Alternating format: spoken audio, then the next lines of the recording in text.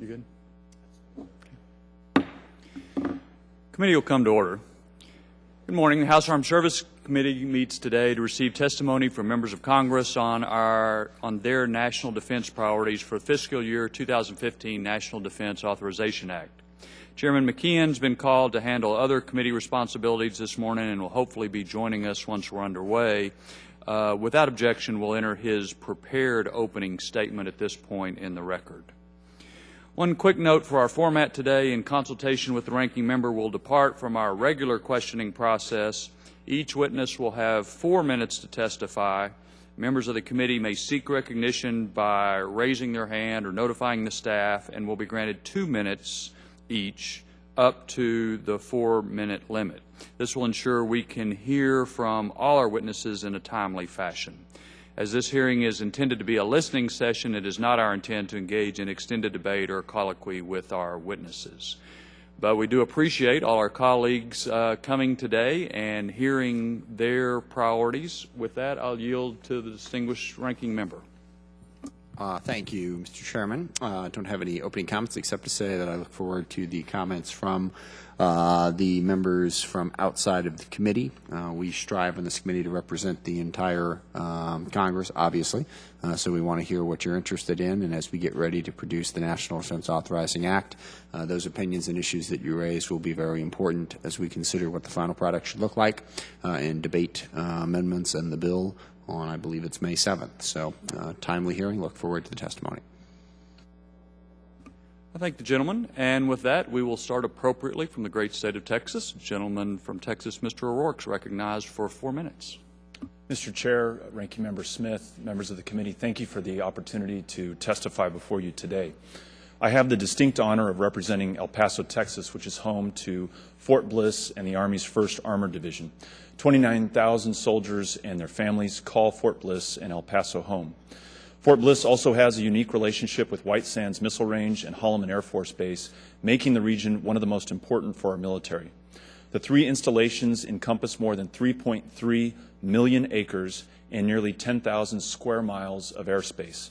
Together, they provide an unrivaled strategic advantage to our military for its training and testing and evaluation needs, an advantage that cannot be replicated elsewhere. Today, I will testify on 4 issues that are important to our region and important to our country's security. The first is on the issue of the budget. And in these uncertain times, I believe that Fort Bliss offers the Army opportunities to adapt, innovate, and achieve its near-term readiness priorities. Fort Bliss, in partnership with the community, has built the largest inland water desalination facility in North America. Building on that commitment to sustainability, the installation has committed itself to achieve net zero waste, water, and energy by December 31, 2018. These innovations will not only save the Army money, they will also make the post fully sustainable long into the future.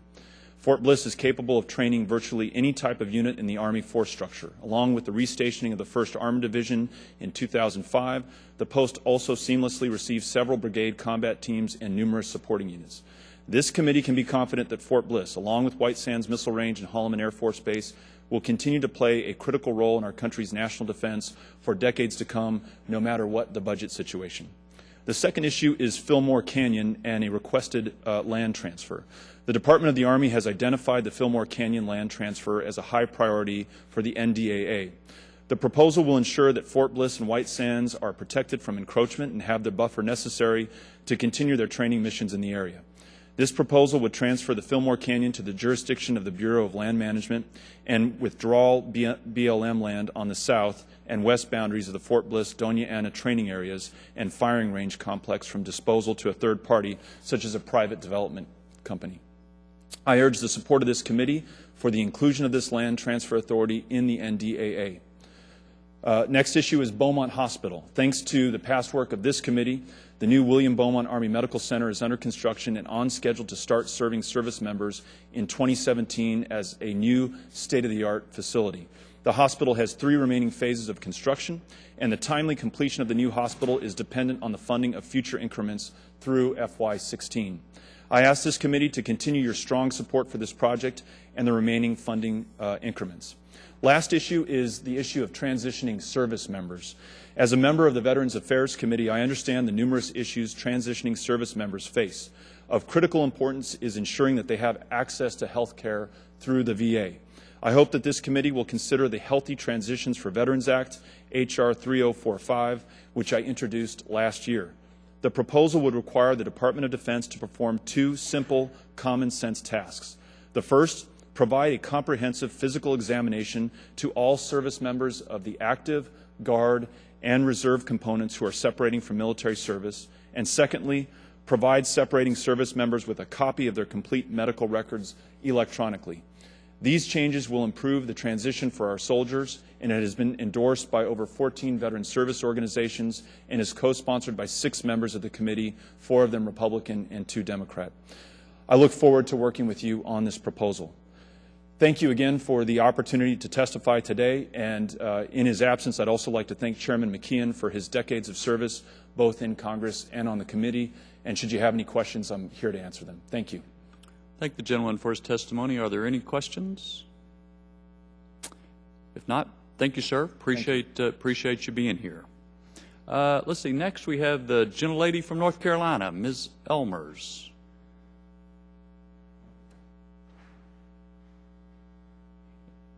And I should have said at the beginning, without objection, all of the written statements that our witnesses provide will be made part of our record. Ms. Elmers, thanks for being here. You're recognized for 4 minutes.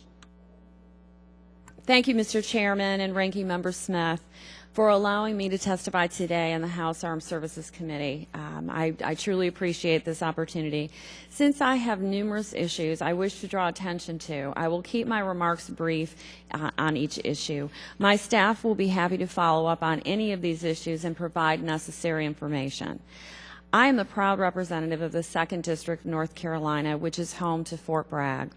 I am very honored to be representing Fort Bragg. Fort Bragg is home to the Airborne and Special Operation Forces. The first issue I would like to address is the President's proposal to inactivate the 440th Airlift Wing located at Pope Field. I have serious concerns with this proposal and the negative impacts it would have on training.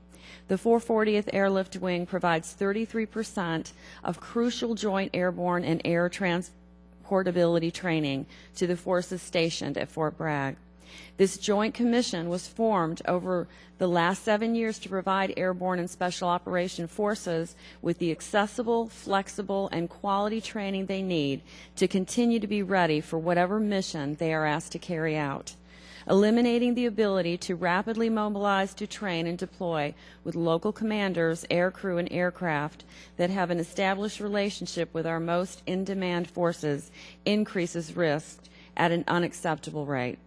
Mr. Chairman, I respectfully request you maintain the mission of the 440th Airlift Wing and its C-130s. My next issue that I'd like to speak about has to do with TRICARE.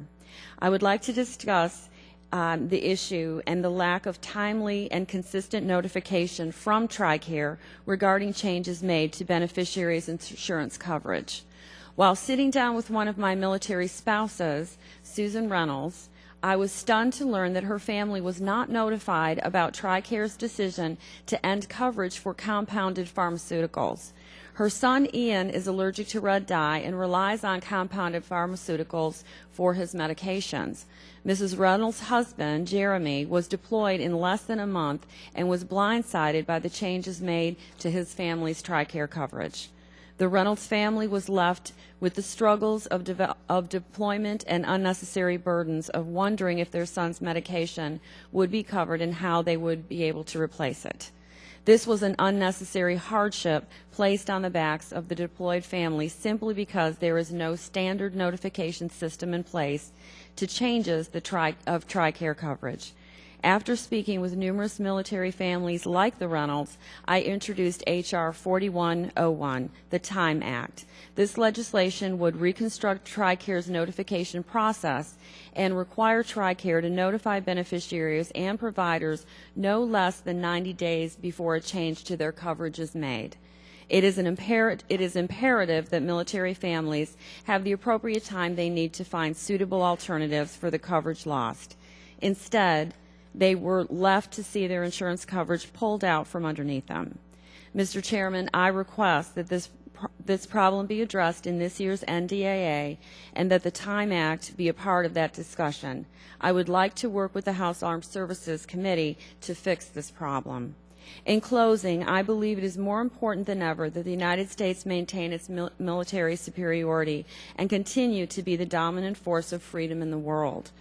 Thank you, Mr. Chairman, for this opportunity, and Ranking Member Smith, for allowing me to speak before this distinguished committee, and for all of your hard work and support of our armed services and military families.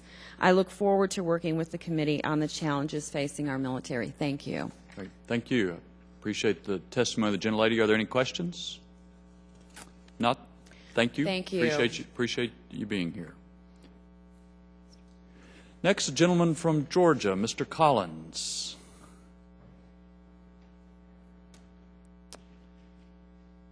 Appreciate the gentleman being here. Recognized for 4 minutes. If the gentleman... There we go. We got it. There you go. I thought it was pushed. My bad. It's good to be here, and as a member of the still active Air Force Reserve, this committee is special to me, and I appreciate all the work that you, Mr. Thornberry, and Ranking Member Smith would give.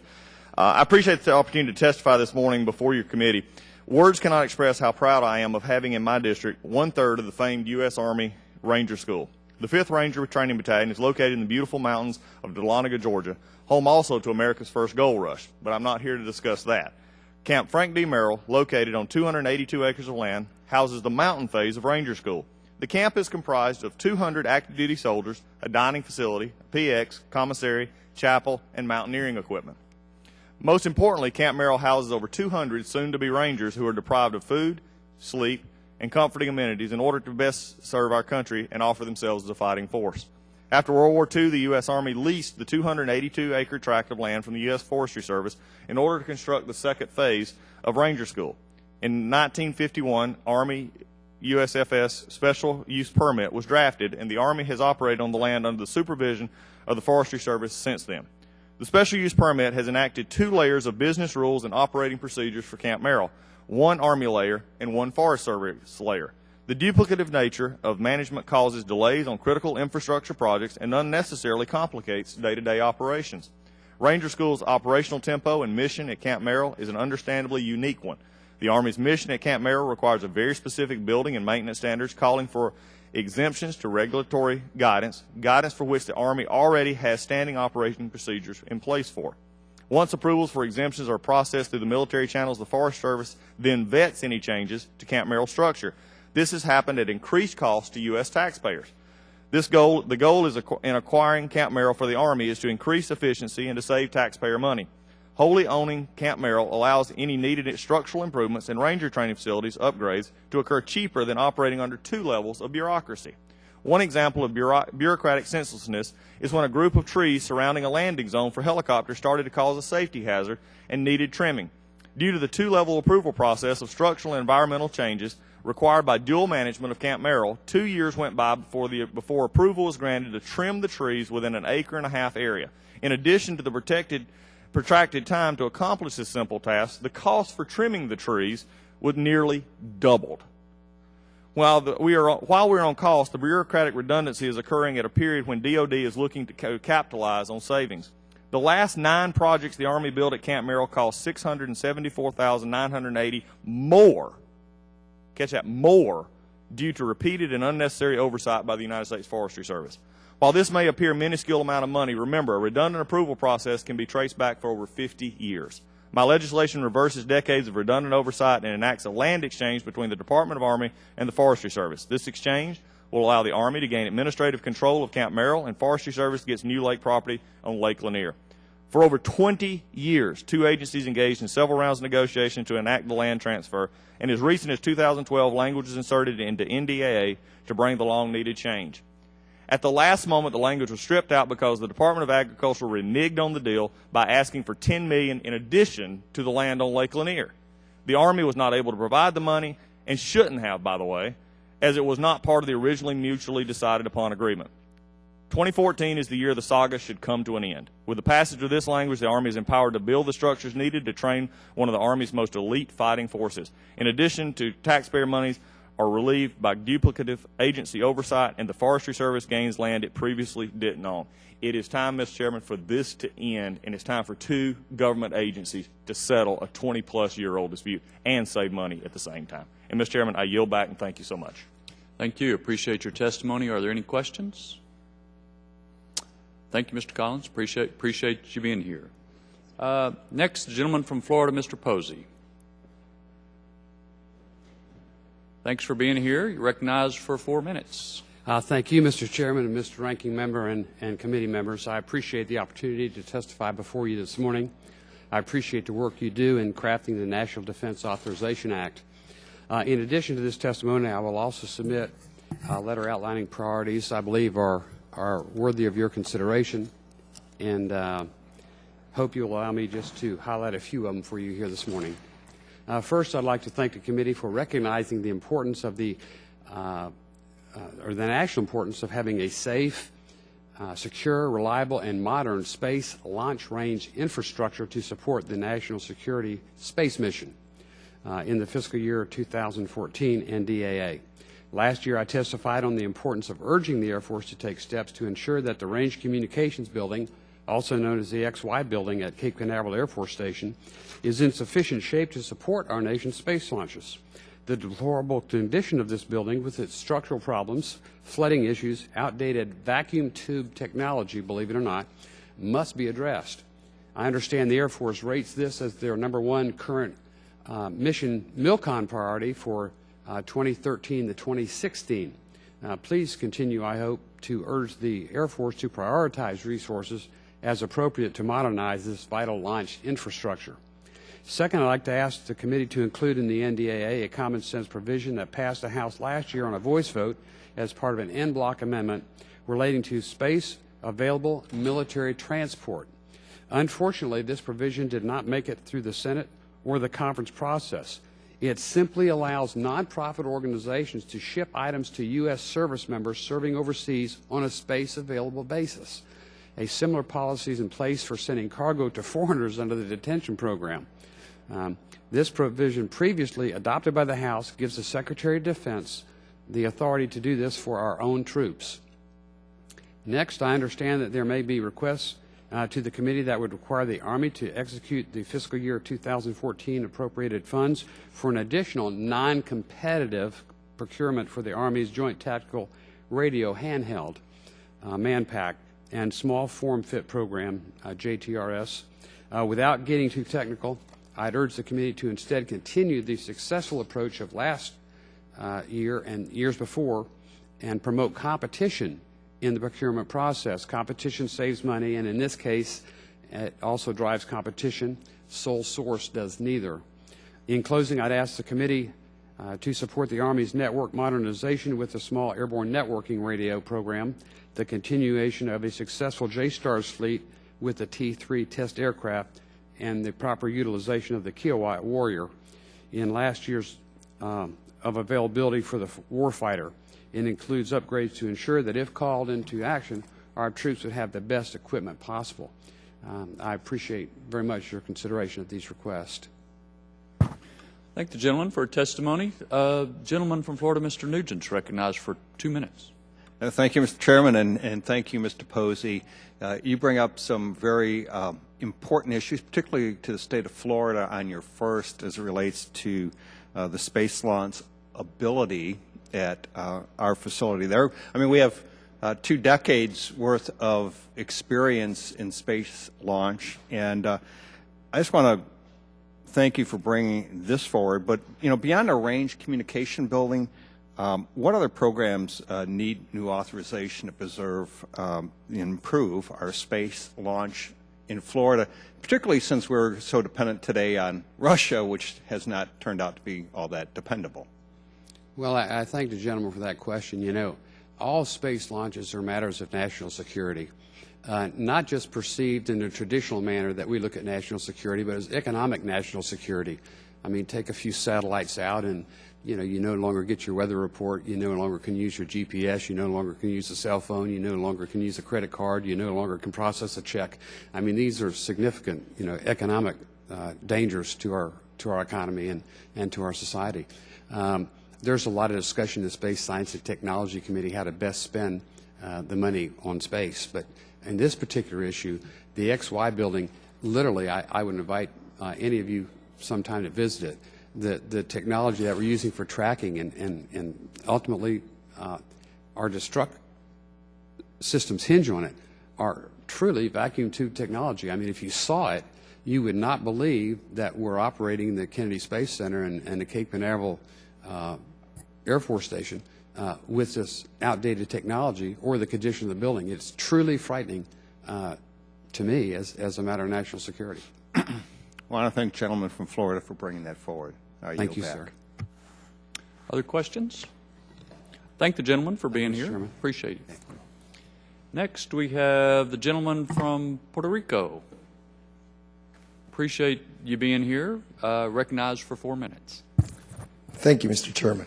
Ranking member, members of the committee, thank you for the opportunity to testify. I have 2 requests which I'll summarize. First, congressional action is needed to address a significant threat to public safety on the island of Culebra, Puerto Rico, which was used as a military training range for many decades. DOD argues that a 1974 law precludes it from funding the cleanup of a 570-acre parcel, much of which was conveyed to the government of Puerto Rico back in 1982. Culebra is the only defense site in the nation that DOD says it is barred by statute from decontaminating. In the last several years, DOD and some members of Congress have opposed bicameral efforts to repeal or relax the 1974 law. This opposition flies in the face of well-established federal policy that DOD is responsible for funding remedial action on property contaminated by its training activities. It is also difficult to understand since CBO confirms that effective cleanup could be conducted for $6 million. The current state of affairs on Culebra is a disaster waiting to happen because the parcel contains popular beaches, pedestrian walkways, and campgrounds. Since 1995, there have been over 70 incidents in which members of the public encountered unexploded munitions that could have caused grave harm. Indeed, in January, local authorities had to close a beach when they discovered a 100-pound unexploded bomb underwater close to shore. Last week, the Corps of Engineers issued a press release warning spring break travelers to Culebra to exercise caution during their stay and to be on the lookout for any items that could be potential munitions, noting that the likelihood of encountering munitions on Culebra is relatively high. This committee has been actively engaged on this issue in the past. The House version of the 2010 NDAA repealed the 1974 law to authorize cleanup of the parcel, but the House receded in conference. The 2011 NDAA required a comprehensive DOD study on this issue, which DOD completed in April 2012. In the 2012 NDAA, I offered a successful floor amendment expressing the sense of the House that the 1974 law should be relaxed or repealed if the parcel could be cleaned at a reasonable cost, which it absolutely can. But again, the final bill was silent on the issue. I respectfully ask the committee to again include language to modify the 1974 law and to defend this provision in conference. I would like to work with Chairman McKeon, Ranking Member Smith, and Chairman Whitman to accomplish this goal. I have been trying to resolve this matter for 5 years. I cannot rest until it is properly addressed because the stakes are too high. My second request relates to the budget line for counter-drug activities. No U.S. jurisdiction is more affected by the drug trade than Puerto Rico, which is a major transshipment point for drugs destined for the U.S. mainland. The murder rate in Puerto Rico is far worse than any state, and most of the violence is linked to narcotics. The defense title of the 2014 Consolidated Appropriations Act expresses concern about drug-related violence in Puerto Rico and requires DOD to brief Congress on the steps it is taking to support law enforcement operations in the U.S. territory. I am concerned the DoD has requested only $719 million for interdiction activities in 2015, compared to the current funding level of $895 million. DoD must request and receive more robust funding in order to adequately perform this vital mission. Accordingly, I hope the committee will provide increased funding so that Southcom has more of the maritime and aviation assets it needs to prevent major shipments of narcotics from entering the U.S. and destroying the lives of American citizens. Thank you. Thank the gentleman. Are there any questions? If not, appreciate your testimony. Thanks for being here. Next, we have a gentleman from Florida, Mr. DeSantis. Appreciate you being here. You're recognized for 4 minutes. Thank you, Chairman, Ranking Member Smith, and members of the committee. I appreciate your time. I know it's a busy time for the committee. I'm here to talk about the E-2D Advanced Hawkeye, the Navy's carrier-based airborne early warning and battle management command and control system. This particular E-2 platform has been serving our military well since the 1960s, and as you consider the FY15 authorization for DoD, I ask that you support the E-2D program as well as an additional 5th E-2D Advanced Hawkeye aircraft. The E-2D is equipped with new cutting-edge communications capabilities and radar systems. These advancements enable the E-2D to synthesize information from multiple onboard and offboard sensors to provide increased missile protection to our carrier defense groups while also improving the aircraft's offensive capabilities, which are key to supporting our combatant commands. The addition of the 5th E-2D aircraft in FY15 is necessary for providing carrier strike groups with the E-2D's advanced integrated air and missile defense capabilities to face the rapidly evolving Pacific threat. Without this 5th aircraft, carrier will be forced to deploy with less advanced E-2Cs, preventing carriers from having the additional capability that E-2Ds bring against multiple threats. Furthermore, additional funding would be needed to keep multiple variants of the Hawkeye in service longer. The program is critical for the Navy and our military. One of the members of this committee and our colleague, Congressman Bridenstine, put it well. Given the threat to the strike groups, multi-year procurement of E-2D is absolutely necessary. The only question is, are we purchasing enough E-2Ds and missile interceptors to counter the high volumes of incoming missiles that our soldiers and sailors and soldiers could face? And Jim is a former E-2C pilot, so he really sees the advancements in capability with the E-2D. It's met every major milestone on schedule since the program's inception in 2003. And as the program moves forward, full funding for the E-2D as well as funding for a 5th aircraft ensures that carrier air wings will fully realize the capabilities provided by this state-of-the-art early warning and battle management command and control weapon system. The role technology plays in modern warfare is very important, and the technological advances of the E-2D will ensure that our military maintains its critical edge. Your support for this program is essential to maintaining the safety of our carriers in a changing environments when we are facing new threats. Thank you for having me here today, and thank you for what you do to support our nation's warfighters. Gentleman from Florida, Mr. Nugent's recognized for 2 minutes. Well, thank you, Mr. Chairman. Thank you, Mr. DeSantis. Could you, it's disappointing that the President's budget eliminated one of these aircraft. Can you explain to us, or at least to me, why is it so important? I mean, why is it so important, the difference between a C and a D? I mean, it's a letter, so if you could. Sure. Well, the E-2 generally has been the eyes of the fleet. One of the greatest capabilities we have just as a Navy guy, one of the things I was most proud of was to be able to take an aircraft carrier, sovereign U.S. territory, and put it anywhere on the seas and project power from there. But you can't just do that without knowing what the threats that you're facing. And so the E-2 has historically proven to be that platform that can identify the threats. I think what the E-2D brings is the capability is just so much greater. So we would need to increase capability anyways because the threats are stealthier than they have been in the past. But I think what the E-2 does is it obviously keeps up with that, and then it puts us even at a greater competitive advantage considering some of the threats that we're facing. So it really does bring great capabilities to the fight.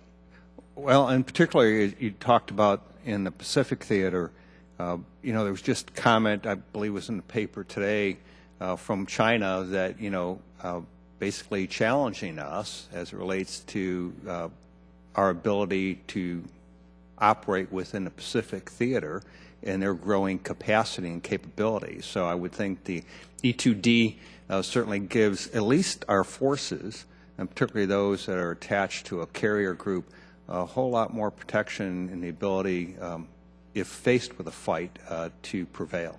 And so I appreciate you bringing this forward. Thank you. Other questions? Thank the gentleman for your testimony. Appreciate you being here. Just alert members, a couple things are happening. Number one, we're moving along efficiently. Number two, some of the witnesses have been detained in other committee hearings, and so I think we'll be resuming here in just a moment.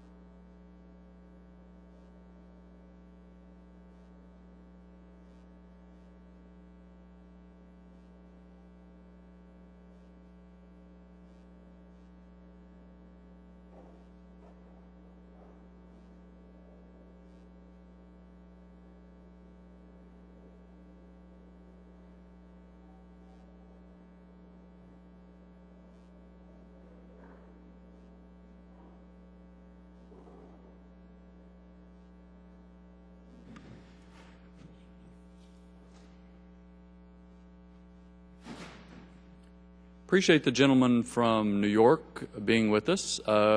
We've already gotten unanimous consent for any written statement or materials to be made part of the record, and we are asking witnesses to summarize their testimony in 4 minutes. So with that, the gentleman's recognized. If you don't mind hitting the button for the... I'm sorry. Thank you for the invitation to testify before the committee today. I come before you first to advocate for the thousands of veterans who served at Fort McClellan, Alabama, and are seeking to know whether their service time there made them ill. Shortly after I was first elected to Congress in 2008, I met with a constituent named Sue Frazier, who had served at Fort McClellan in the 1970s as part of the Women's Army Corps. Sue described for me the numerous health problems she had experienced since her time at Fort McClellan, including fibromyalgia, autoimmune disorders, and asthma. Most significantly, Sue had to undergo a hysterectomy at age 37.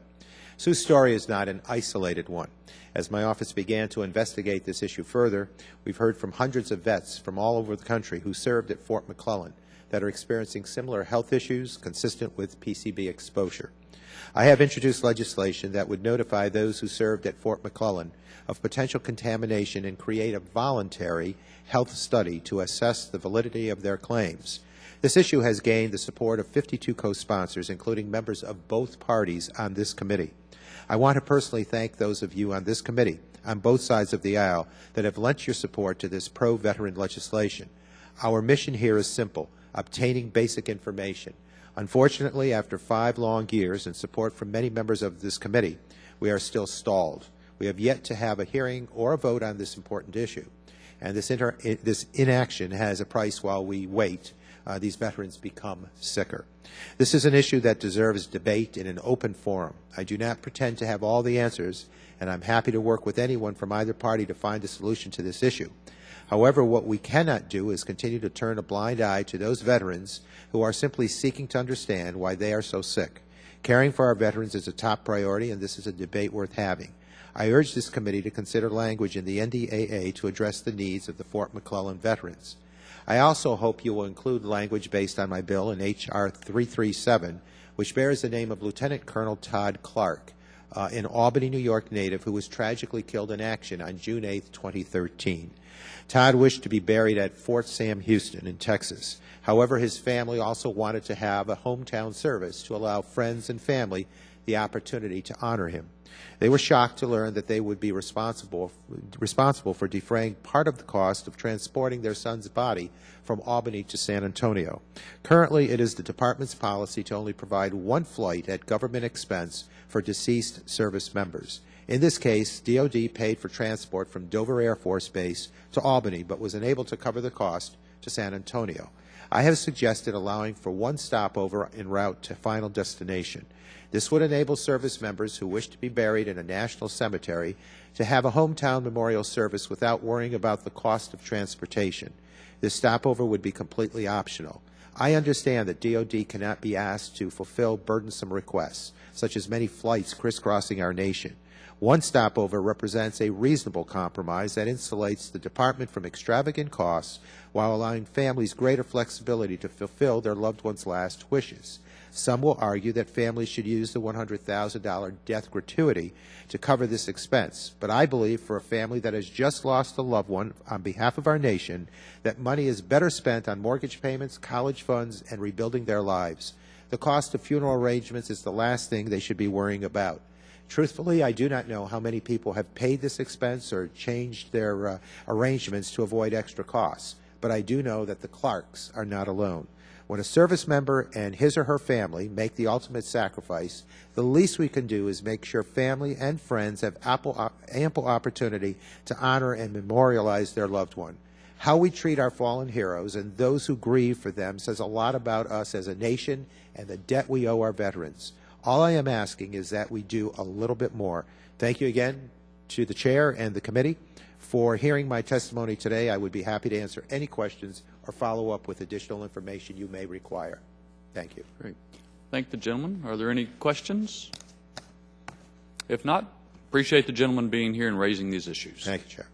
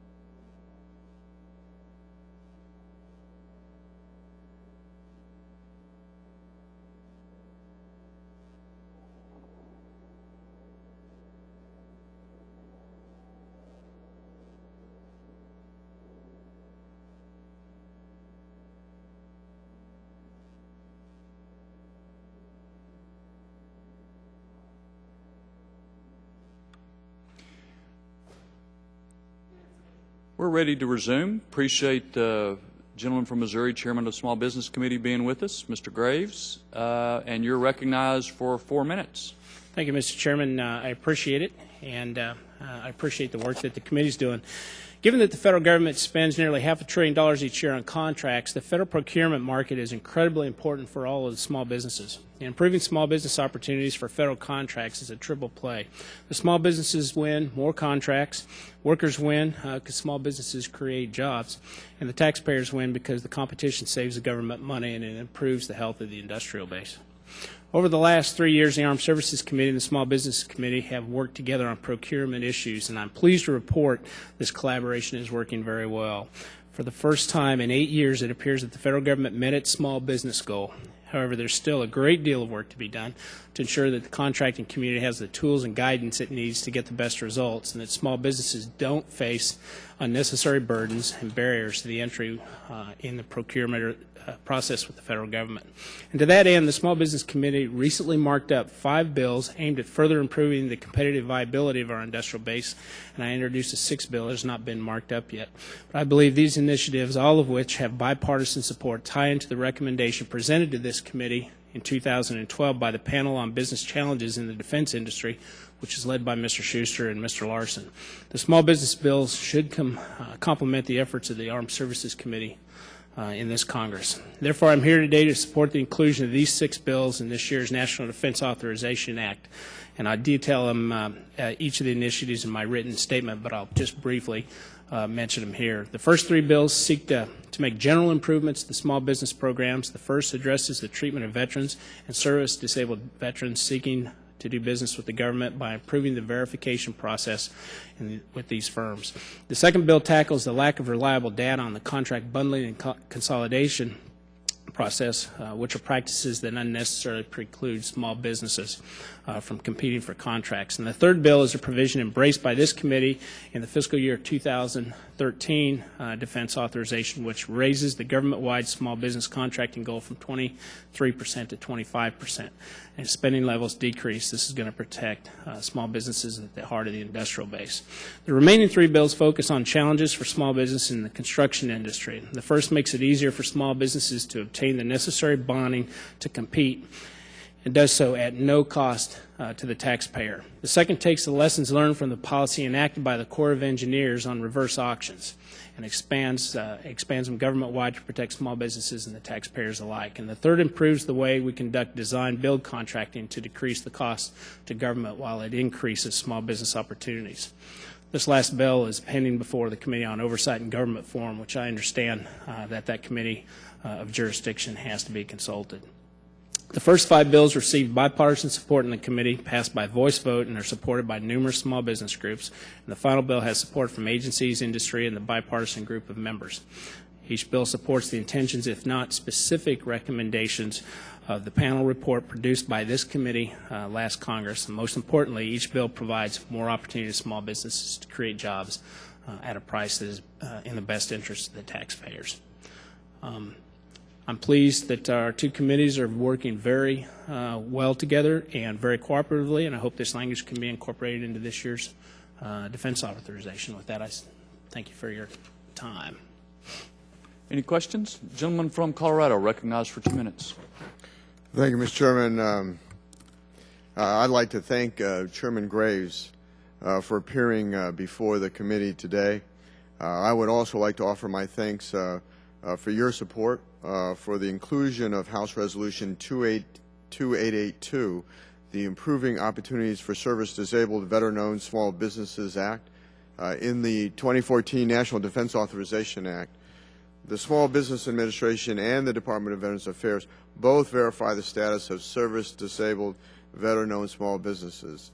As a member of the House Small Business Committee and the House Veterans Affairs Committee, I have heard numerous stories from veterans about problems with the current procurement programs for service-disabled veteran small businesses. Under the current system, a company can qualify at one agency and not another for procurement preferences. The inconsistency often adds cost, confusion, and opens the door to fraud. Moreover, the current process requires a VA to make decisions that are outside their expertise, such as determining business structures. My legislation will transfer the VA verification process for firms to the SBA, unify the definitions of service-disabled small businesses and veteran-owned small businesses, and add transparency. I want to again thank Chairman Graves for coming to this committee today. I urge the committee to accept Chairman Graves' request for the inclusion of these small business measures in the National Defense Authorization Act, including my legislation, H.R. 2882. And with that, I yield back. Other questions? Appreciate the gentleman being here. Thank you. Thanks, Mr. Chairman. Next, we have a gentleman from New York, Mr. Hanna. Gentleman's recognized for 4 minutes. Thank you. Good morning, Chairman Thornberry, Ranking Member Smith, and other members of the committee. Thank you for taking the time to listen to me today. Over the course of almost 30 years in private business, I grew a small firm from the ground up that employed over 450 people over time and successfully completed thousands of commercial and municipal projects in upstate New York. Given that experience, I know how important small business construction contracting is. It is an industry where small business can grow into large businesses. Construction contracting builds communities. However, there are a few small areas where the federal government's policies on construction contracting hurt small businesses, taxpayers, and agencies themselves. This is particularly important given the scope of federal construction contracting. Construction in architect and engineering, or A&E contracting, represents about 1 in 6 prime contractor dollars awarded to small business. That was over $17 billion in prime contracts in the first fiscal year of 2012. Therefore, as chairman of the Subcommittee on Contracting and Workforce of the Small Business Committee, I have introduced 2 bills this Congress and co-sponsored a third intended to bring some common sense reform to this area.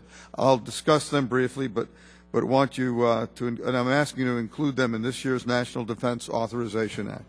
The first, H.R. 776, the Security and Bonding Act of 2013, addresses surety bonding. As the construction projects get larger, it becomes harder for these small businesses to obtain necessary bonding to bid these projects. In these cases, they are sometimes forced to turn to disreputable sureties whose issue worthless bonds that place the taxpayers at risk. This is a no-cost bill that makes it easier for small businesses to get legitimate bonds and that makes sure that all bonds are worth more than the paper on which they are written. This makes sure that agencies get a quality construction job and that taxpayers get what they pay for and small businesses get paid. The other 2 bills I want to discuss address the way we contract with A&E. The first is reverse auctions. While there is evidence that reverse auctions can be a good way to buy commodities, 2 studies by the Army Corps of Engineers demonstrated that it doesn't work for construction services contracts. Therefore, I introduced 2751, the Common Sense Construction Contract Act of 2013. This bill takes the lessons learned from the Army Corps of Engineers and applies them to other federal agencies. Likewise, the Corps has also led the way on design-build contracting, implementing a 2-phase approach to procurement. Given the cost of bidding for design work, the 2-phase approach allows more businesses to compete and saves the government money.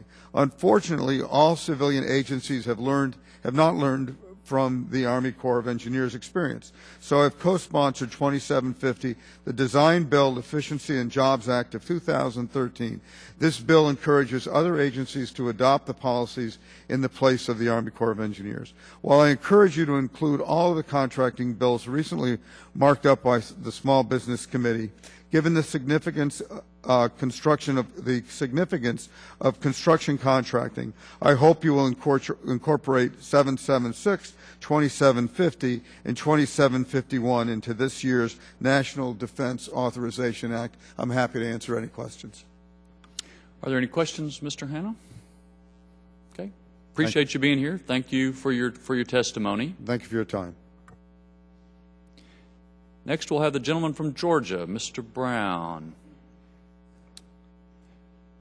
Gentleman is recognized for 4 minutes. Thank you, Chairman Thornberry, Member Smith, and members of the committee. I thank you all for the opportunity to come and testify before you today. As an original intent constitutionalist, as well as a current Navy Reserve medical doctor, I view national security as the most important function of our federal government. While President Obama and many within his party would like to further cut our military and prioritize wasteful domestic spending over our national defense, I disagree with his approach.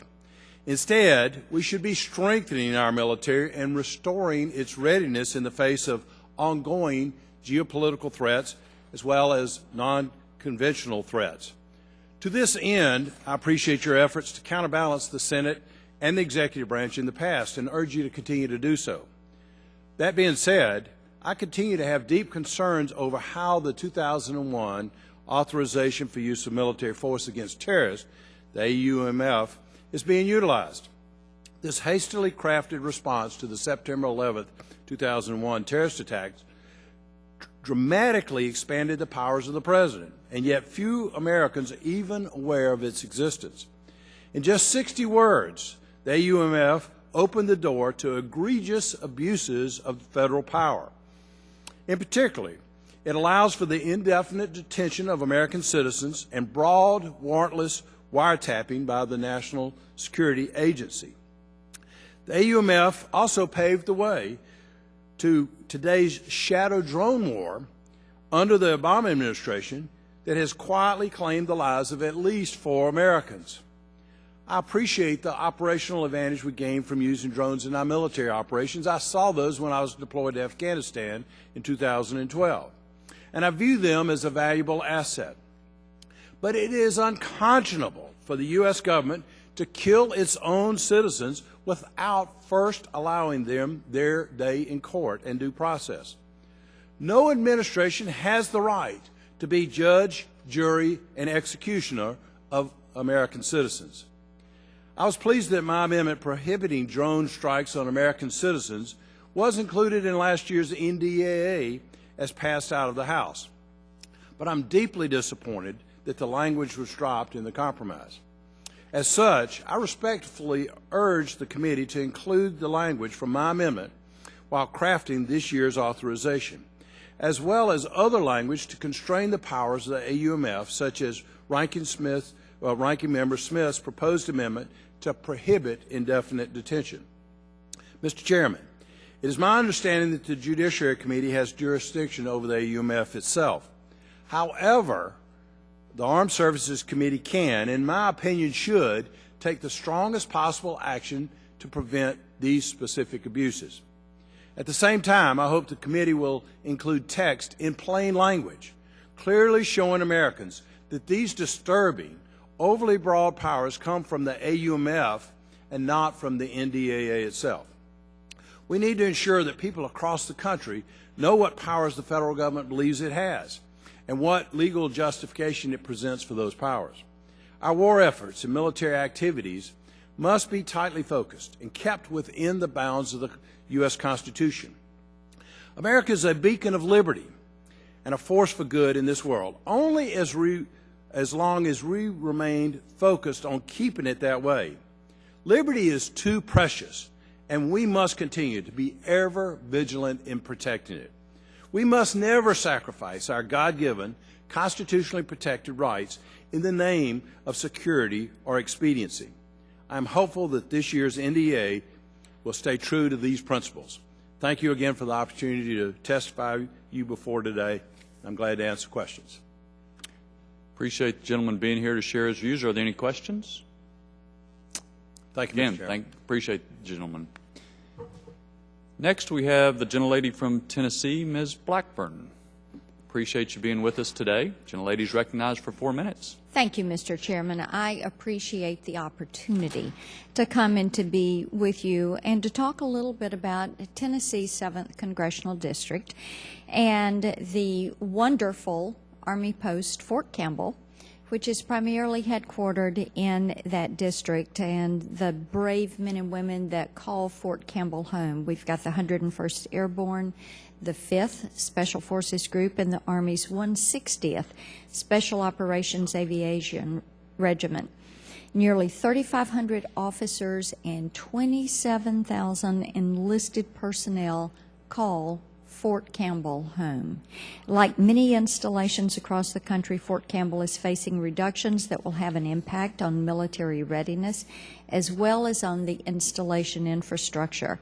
I was so pleased to work with you in this committee last year in support of the Army Flying Hours program. It's a vital program. It provides aviation training resources for individual crew members and units according to approved aviation training strategies. In addition, it also provides individual and collective proficiency in support of ongoing combat and non-combat air operations. For aviation units like the 101st Airborne, this training is not only vital to mission success, but to the safety of our soldiers. Due to Army budget constraints, Army aviators will only be provided with 10.1 hours of training per crew per month. This is below the recommended requirement of 12.5 hours of training per crew per month. I ask the members of this committee to once again pay close attention to restoring the Army Flying Hours program to its full capacity in fiscal year 15.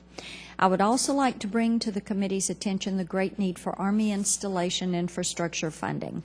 As members of this committee may very well know, DoD's model calls for a level of funding to cover 80 to 90% of the needs of an installation. Currently, installations like Fort Campbell will be reliant on only 62% of the required funding set forth by DoD's model. This reduction in funding, if left unaddressed, will surely result in higher future costs to repair these important facilities. I fully believe that our Army readiness infrastructure is a key component to our full military readiness and is one that must not be forgotten. I stand ready to work with the Army and the committee to address this important concern. Another issue that deserves the full attention of every member of this committee is that of security encroachment. I'm greatly concerned that foreign companies are building and acquiring projects near DoD ranges and facilities that give them the ability to monitor sensitive activities. I believe that we should look at amending the Committee on Foreign Investment in the U.S. process so that DoD is able to raise proximity and foreign entity concerns when it is a co-lead agency reviewing a transaction. It's imperative that DoD is able to assess potential security threats related to foreign acquisition or ownership of assets and has the ability to mitigate or prevent a transaction from moving forward. Thank you for allowing me to be with you, and I yield back the balance of my time. Thank you, gentlelady. Are there any questions? If not, again, appreciate you being here. Thank you.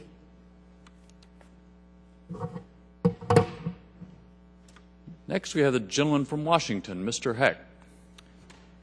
Appreciate your testimony. Gentleman's recognized for 4 minutes. Thank you, Mr. Chairman and Ranking Member Smith. And Mr. Chair, while I anticipated doing this on the floor, I cannot help but insert here that I spoke to my Aunt Catherine in Bowie last week, and she literally told me to tell you hello. So hello from my Aunt Catherine in Bowie, Texas.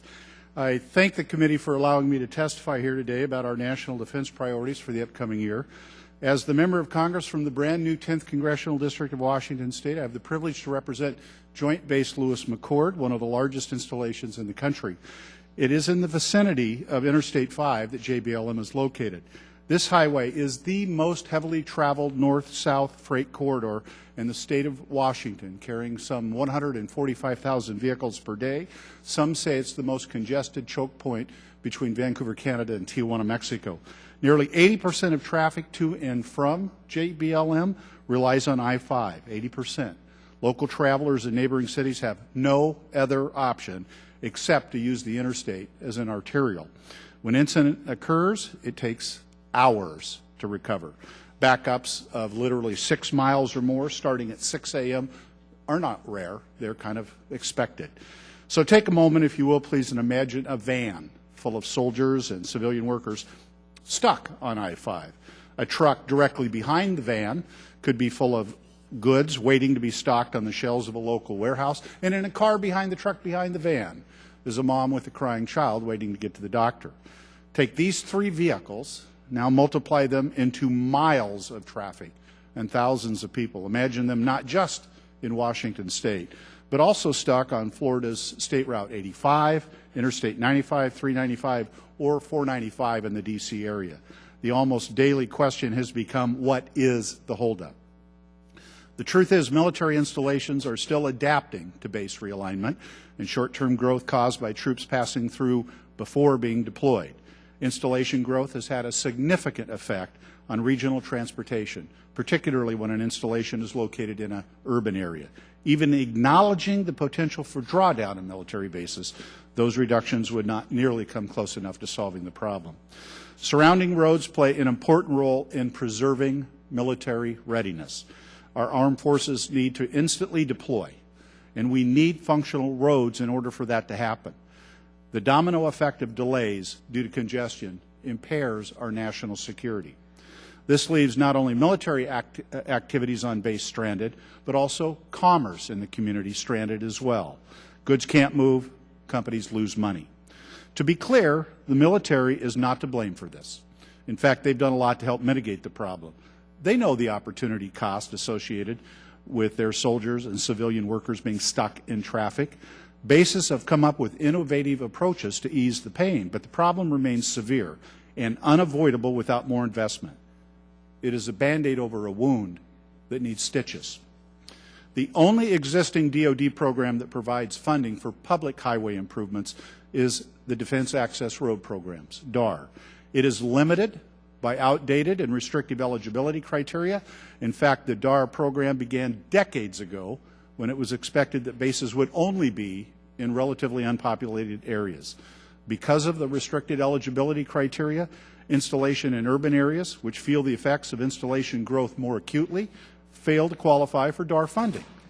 Even when DAR applications are successful, it takes years. DAR also requires base commanders to choose between on-base projects or local roads, and that's not a fair decision, sir. Something should be done. And I ask that you consider upgrading the transportation improvement infrastructure around these bases as soon as possible as part of the FY15 National Defense Authorization Act. In coordination with state and local entities, the DAR program can be revised to pay the military share of road improvements.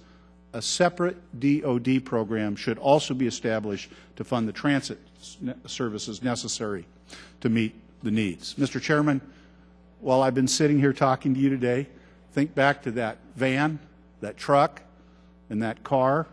Chances are, just in the time I've been speaking, they've only advanced about 50 feet. There's probably still going to be gridlock when this hearing ends, as a matter of fact. I know being stuck in traffic is not something unknown to most Americans. We are all too familiar with the horrible feeling of approaching an unexpected slow crawl on the road. But when this affects our military's ability to get to base, to do the job, and to be ready for anything, that is when we can't just sit and wait for it to get better. We can do more. Please, sir, consider updating regulations to meet this critical need, or we will need to find another way to address this unsustainable problem and situation. Thank you very much for your time. Thank the gentleman. The ranking member is recognized. Thank you, Mr. Chairman, and I know how bad the situation is there, having previously represented that area. I was going to say, you know, it was just fine when I represented it, but that's not true. So it's a growing area. The base is growing. The population around it is growing. And I know that the folks at Lewis McCourt have done on-base improvements because there's a lot of areas where they can travel, stay on base instead of getting on the freeway. They've changed lights. They've tried to do a lot of things. Nothing that can be done unless there are improvements done on that piece of I-5. How would what you're asking for here dovetail with what could happen in a state transportation bill? You and I know how bogged down and terrible that process is. The state should have passed it a long time ago, but it's a huge priority. Eventually they might. Has there been money in the various proposals that have thus far died on the state level that would help this problem that we could potentially leverage with federal funds? Yes, Congressman Smith, there was included in the version that was proposed in the Senate Majority Caucus Coalition substantial funds, and there were some funds included in the House passed version as well. The proposal that I am in the late stages of developing, which would reform DAR, would in fact, of necessity, have to dovetail with state and local efforts. They cannot go separately. This is a shared responsibility, which I fully recognize. Absolutely. I think that's our best approach, is to try to blend the different pieces and get enough money to hopefully improve the situation. But you describe it very accurately. Thank you, Mr. Chairman. I yield back. Other questions? Great. Appreciate the gentleman being here and your testimony. Next, gentlelady from California, Ms. Chu. Appreciate you being with us today. The gentlelady's recognized for 4 minutes. Thank you, Chairman Thornberry and Ranking Member Smith, for the opportunity to testify today. First, I ask that my written testimony be entered into the record. All of the witnesses' written testimony be made part of our record. Appreciate it. Thank you. 6 days ago, on April 3rd, marked the 3rd anniversary of the death of my nephew, Harry Liu. Harry was an enlisted Marine deployed to Afghanistan. He took his own life after enduring over 3 hours of degrading, physical, abusive hazing by his fellow Marines. In the wake of his death, I learned that Harry's story is not an isolated incident. There are other brave, dedicated members of our armed services who were needlessly subjected to physical and emotional torment at the hands of their peers. I'm committed to ensuring that hazing in our nation's military is addressed by the Department of Defense. The military needs to create a bond within a unit and provide useful training. But instead, hazing breeds fear and distrust of peers and leadership. Where hazing results in death or harm, there is often no justice for the victims. For the future safety of our service members and our country, we must eliminate hazing outright. For the past 3 years, I have received encouraging support from the public, various advocacy groups, and fellow members of Congress. Together, we included language in the FY 2013 National Defense Authorization Act requiring the Department of Defense to report to Congress the manner in which hazing is reported, tracked, and prevented by each branch of the armed services. These reports revealed some startling trends and practices. First, substandard tracking systems result in unreliable data on hazing. Reports are unreliable because most branches do not track allegations or incidents of hazing separately from similar punishable offenses. Without a system solely in place to track hazing, the true scope of the problem remains unknown. Second, the branches that do not require hazing to be reported have more hazing incidents. The reports show that the branches with the highest numbers of hazing allegations do not require service members to report if they are hazed or witness hazing. It seems that policies that do not explicitly require service members to report hazing have thereby tacitly condoned the practice. This is a problem that must be rectified. Most importantly, much more information is needed. The lack of reliable statistics and other information in these reports underscores the need for an independent review of DoD hazing policies. As lawmakers, we must ensure we have objective, unbiased information on which to formulate policy. In light of the disclosures of the DoD hazing reports, I asked the committee to first request updated hazing reports from the Department of Defense. Most of the reports indicated recent or planned actions by the branches of service in their ongoing efforts to eliminate hazing. As we continue to refine and perfect DoD hazing policies, we will need the most up-to-date information on each branch's effort. An update to each branch's report will be crucial as we move forward. Secondly, I request that the Government Accountability Office conduct an independent review of hazing within the Department of Defense. A GAO review of hazing that identifies problems, trends, and best practices amongst the branches of the military is vital to a better understanding of the scope of the hazing problem. The importance of unbiased information in the effort to eliminate hazing in the military cannot be understated.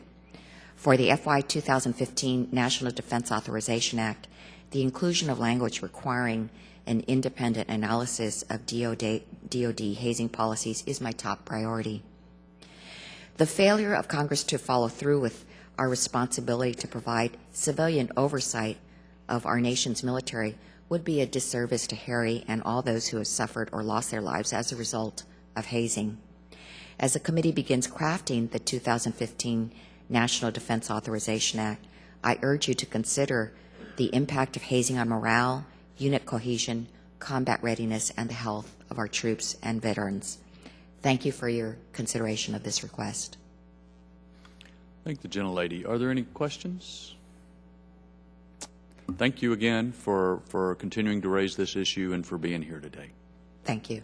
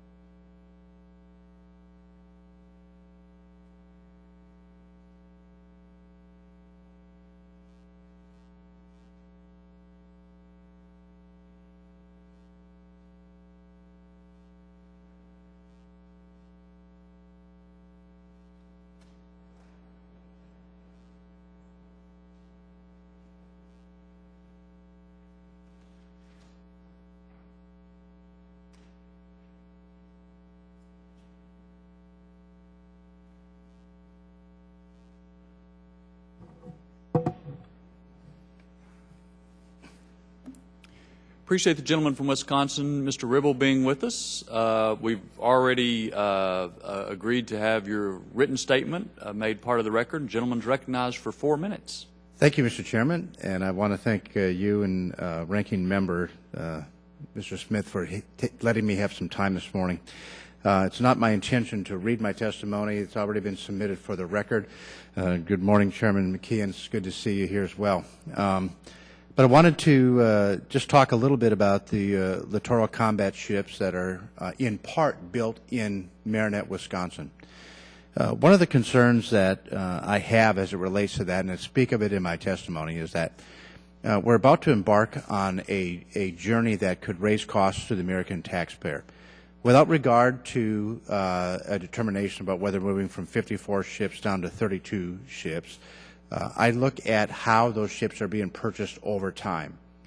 If, in fact, the contract is broken for a 4-ship purchase in fiscal year 2015, breaking that contract does 2 significant things, in my opinion. One is it opens up the Navy for an increased cost on the remaining ships that will be purchased, because each shipyard was promised 2 ships per year in each year. If the contract's broken, they then can go back and renegotiate whatever the price is for the ships. And here we have a program that at the initial first run, those ships were costing $650 million. They're now in a fixed contract price of $348 million. If we break that contract, the taxpayer will be subject to the difference in pricing, however they can negotiate with the Navy. Secondarily to that, it goes more toward the fact that we want, in this country, we want the private sector to invest in shipbuilding and in these shipyards. And in fact, private investment in the shipyard in Marinette, Wisconsin exceeds $200 million on the promise that the Navy was going to build 2 ships a year there during the term of this contract.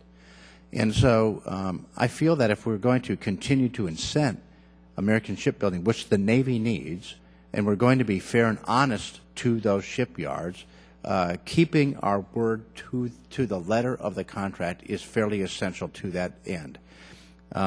We do not want to create a pattern in this country whereby American entrepreneurs and business owners make investments on the promise of the American taxpayer through its government, and then have those promises broken, because it will be a disincentive for American investment in the very types of things, our national defense, that is so essential to the American people. And with that, Mr. Chairman, that concludes my remarks this morning, and I thank you for the time. Appreciate the gentleman raising this issue. Any questions? Great. Thanks again to the gentleman from Wisconsin. Yes, thank you.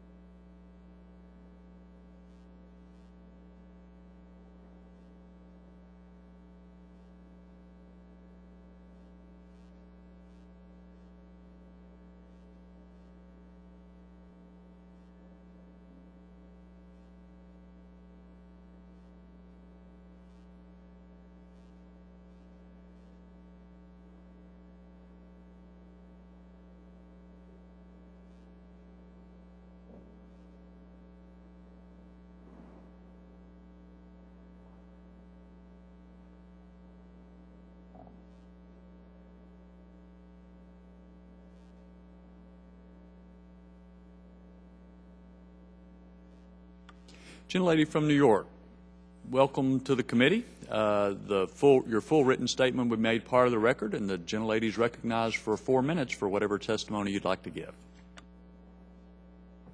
Thank you, Mr. Chairman Thornberry, Ranking Member Smith, and members of the committee. Thank you for allowing me to testify on 3 bipartisan pieces of legislation that have the support of the House Small Business Committee.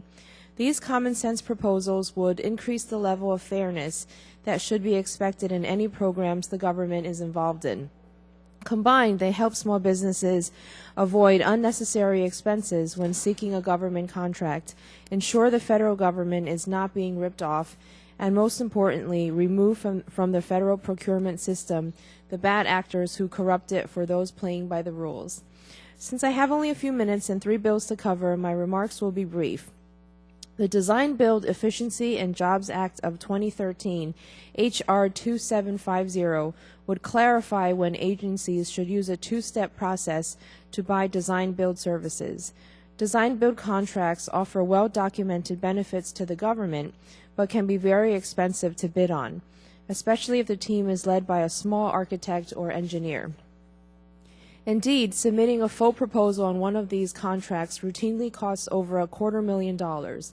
Given that most architects make less than $1 million each year, this excludes well-qualified firms from bidding. Some have joked that they would be better served by taking the money to a casino. H.R. 2750 addresses this problem by allowing any qualified company to submit a technical proposal, which is significantly less expensive than a full-blown proposal. After the agency evaluates these technical qualifications, only the top 5 firms will be asked to submit a full proposal. Therefore, they aren't wasting bid and proposal dollars and time on contracts that they have no chance of winning. The government also benefits from this approach, which has already been adopted by the Corps of Engineers. By having more companies submit initial proposals, the government gets a better pool of initial competitors. However, since the government only needs to evaluate 5 full proposals, the government saves time and effort overall. This is truly a win-win approach. Finally, the Security in Bonding Act of 2013, H.R. 776, addresses abuses of the surety bond process. Surety bonds are required whenever a company is doing construction work for the federal government, and these bonds ensure that the work is completed properly and that all subcontractors are paid. Unfortunately, there are well-documented cases where bad actors do not have the resources to back the bonds they issue, placing both the government and small subcontractors at risk.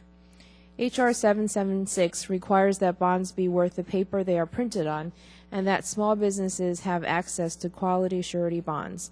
This is a zero-cost solution that protects all parties to federal construction projects.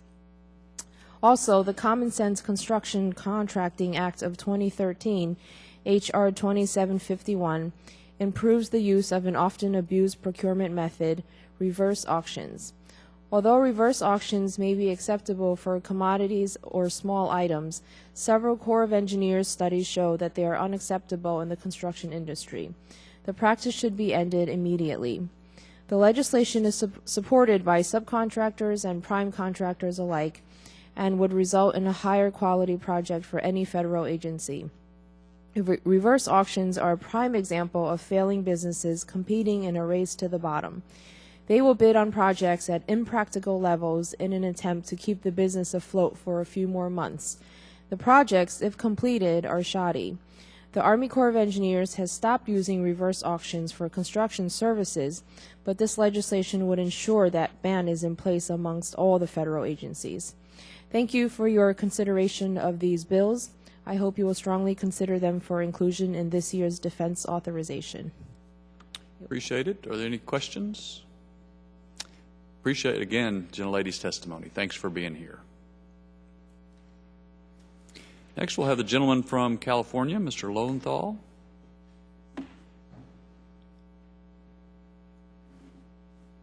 Gentleman is recognized for 4 minutes.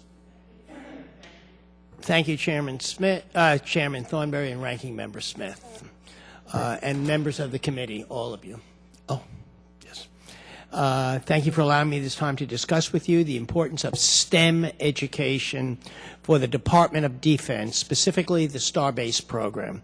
Providing science, technology, education, and math education to America's youth is critical to the global competitiveness of our nation. That we all agree upon. The STAR-based program engages local fifth grade elementary students by exposing them to STEM subjects through an inquiry-based curriculum and is currently active in 56 congressional districts throughout the country. The program is carried out by the military services because the lack of STEM-educated youth in America has been identified as a future national security issue by the Department of Defense. Last year, both the House and the Senate rebuked the Office of Management and Budget's their proposal to terminate this critical program. And today I ask you once again to join me in restoring the STAR-based program at a modest funding level of $30 million. The Department of Defense STAR-based program is one of the most cost-effective programs throughout the federal government. It costs an average of only $343 per student.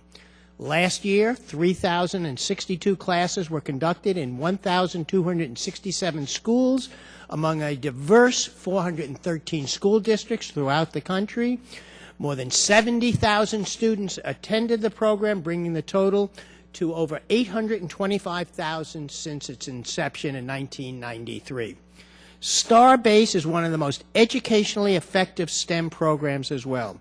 According to internal Department of Defense studies, they show that pre- and post-STAR-based youths demonstrate undisputed improvements in STEM fields. Just as crucial is the positive dispositional change in youth that they experience after participating in this exciting, hands-on, experiment-based program.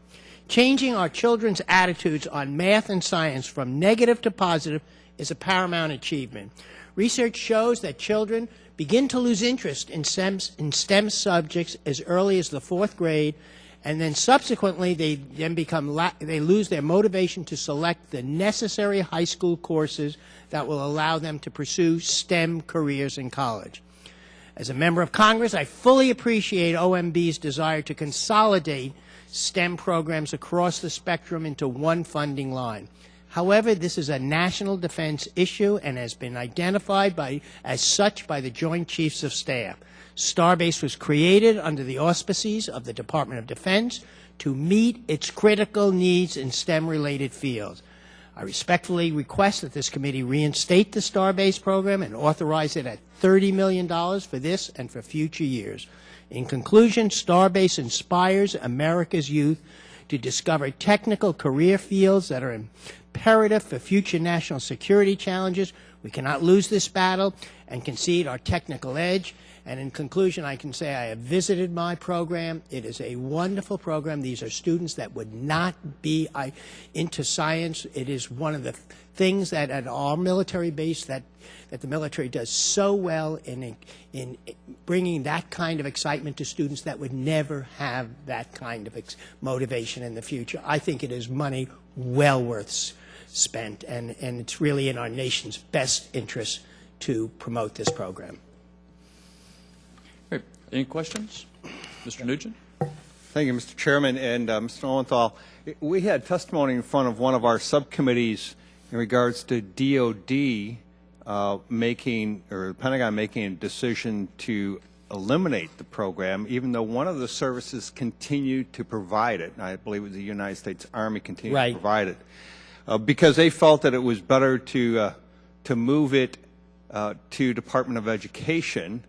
And the interesting part about this conversation that we had with members of the armed services, they actually thought that it was probably a bad idea to move it to Department of Education because of the focus that's lost in regards to, Department of Defense issues, and particularly in regards to, getting kids excited about their ability and how it's so important to the national defense that I think it was wrong-headed by DOD to make that decision. I can just say I represent in Southern California and Orange County the Joint Forces Training Base, which has one of the STAR-based programs, and we just last year dedicated a new building to the program, and I cannot tell you how excited those students are when they leave that program. Also the military, in terms of the service that they provide to their community, it's just, I think that the uniqueness of targeting students who, many of them are at-risk students who would never go on to science and technology, but because it's done by the military, because it's done in a particular way, it really excites those students. And there is no doubt, in terms of our national security, we need these students to be involved in science, technology, engineering, and mathematics. Well, I appreciate you bringing this to the attention of the committee, the whole committee. Thank you very much. Thank you very much. Great. Again, thank the gentleman for your testimony. Thank you so much. Appreciate you being with us. I appreciate your listening. Thank you. Next, we have the gentleman from Pennsylvania, Mr. Oh, I didn't even see you over there. Gentleman from Kentucky, Mr. Barr's next. Your full written statement will be made part of the record, and you're recognized for 4 minutes for whatever testimony you'd like to give. Thank you, Mr. Chairman. Thanks for the opportunity to speak before the House Armed Services Committee today. Once again, I come before you in support of our active duty, Guard, and Reserve components, as well as our veterans, to help ensure they receive the equipment and support they deserve. I believe that the National Guard and Reserve components are critical to our national security, and in order to safely and effectively complete their missions, they must be equipped with modern aircraft and the most updated avionics. I ask this committee to continue to help provide support for the National Guard and Reserve equipment account in order to help sustain accounts such as the Aircraft Modernization Program. In addition, one of my priorities is preventing reckless reductions of our military troop levels, especially within the Army National Guard. I respectfully ask that this committee postpone any decision that substantially impacts troop levels for the National Guard until the National Commission on the Structure of the Army publishes its final findings. This is too important to consider without the Commission's recommendation, given that the decision could have a lasting and harmful impact on our nation's readiness to engage threats to our allies and national security. As we proceed toward a drawdown, post-war drawdown, we ought to carefully consider not reducing the Guard and the Reserve components, which are the most cost-effective components of our military. Several issues of concern have also been raised by my 6th District Veterans Coalition. I know this committee remains committed to helping combat military sexual assault and provide the best care possible for survivors. I encourage this committee to consider incorporating legislation I have introduced, H.R. 3775, the Military Save Act. This legislation would allow victims of military sexual trauma to choose treatment outside of the TRICARE or VA healthcare network that they would feel best fits their particular needs, so long as the care is in response to the MST. The TRICARE or VA system would issue the victim a voucher which entitles the victim to seek care from a private provider and serves as a promise by TRICARE or the VA to reimburse the private care provider for their services. This legislation can serve as an important tool in our ongoing efforts to help victims of military sexual assault. I'm also aware of the committee's actions to help address mental health issues within the military. Tragically, the recent event at Fort Hood is a painful reminder of how important it is to continue to provide critical mental health services to our service members and veterans. As you know, the VA reported within the 2012 suicide data report that an average of 18 to 22 service members and veterans commit suicide each day. Sadly, according to the latest report published in January by the department, their findings still indicate no clear changes in suicide rates in the total population of Veterans Health Administration users or in male veterans overall. While I believe the DoD and VA are doing the best they can to properly administer many of its new suicide prevention and support programs, I also believe it is up to Congress to continue to provide these departments with the tools and resources they need to do more. I also am concerned about the backlog, the medical claims backlog. It has reached an unacceptable level of 611,000 outstanding medical claims. According to the VA, claims have been reduced by more than 44%, and while I commend the VA on its efforts to reduce the claims backlog, actual reductions vary from facility to facility. Therefore, I urge this committee to commit additional resources to help ensure this issue is quickly resolved. Finally, I ask this committee's continued support in increasing public-private partnerships at all arsenals and depots. I represent the Bluegrass Army Depot. Public-private partnerships can play an important role in bringing long-term stability and jobs to communities while increasing revenue to the Army Working Capital Fund.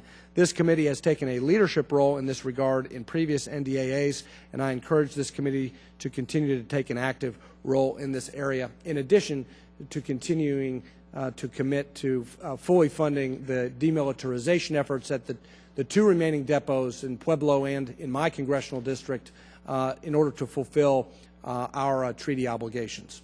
And with that, I yield back the balance of my time, and thank you for your leadership on these issues. Great. Appreciate it. Any questions? Thank you again, Mr. Barr, for your testimony. Appreciate you being with us today. Thank you.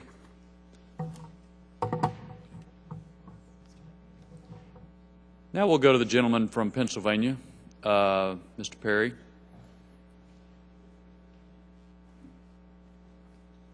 Thanks for your patience. Gentleman's recognized for 4 minutes. Thank you, Mr. Chairman. I want to thank the committee for allowing me the opportunity to testify. I want to begin by saying that I'm here in support of a study that includes a traditional force design, force development model. I want to say that everybody must sacrifice, and the reserve component is no different in that regard. But I've asked what's driving this plan because I can't seem to get the facts, and what I see doesn't add up. The theme keeps changing. It started out with the cost, and then it was Guard, Reserve, their readiness is not where it is. They're not available. They don't do, then it changed to they don't do enough collective training. Finally, it was we don't have enough aircraft to do the mission, and they call it stacking, where the aircraft are and the mission set. But I can't get the information on that either. Regarding cost, we say we can't afford the R&D and replacement of the OH-58D. A 64 Echo model costs between $25 and $30 million, yet an OH-58D costs $7.5 million, including the mass-mounted sight. I understand it's a legacy aircraft and we might want to get rid of it, but we have a platform readily available right now flown by the Special Operations Forces, which is the AH-6 or the MH-6, which is a fabulous aircraft. The plan never mentions the cost of retraining everyone currently involved in flying and maintaining the AH-64. It does not validate the need for more UH-60s in the reserve component, and it does not adequately address increased cost of the UH-72 as the primary trainer. Regarding readiness, that we're not ready. The Guard flew more FY-12 H-64 hours in CONUS than any other units in the Army. The flying hour and experience level in the Guard, this is where the experience is, Mr. Chairman. The Guard pilots have 2 to 3 times more hours in experience than their active duty component. It's not a dig on the active component. It's just how it is. When people leave the active component, they come to the Guard.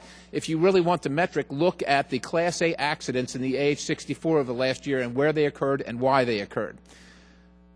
We progressed more aviators. We progressed 60 aviators to RL1 in 2 years, not using any additional money. And I would ask, why are we now making reserve component units look different than active unit components? It's not doctrinally correct. Availability.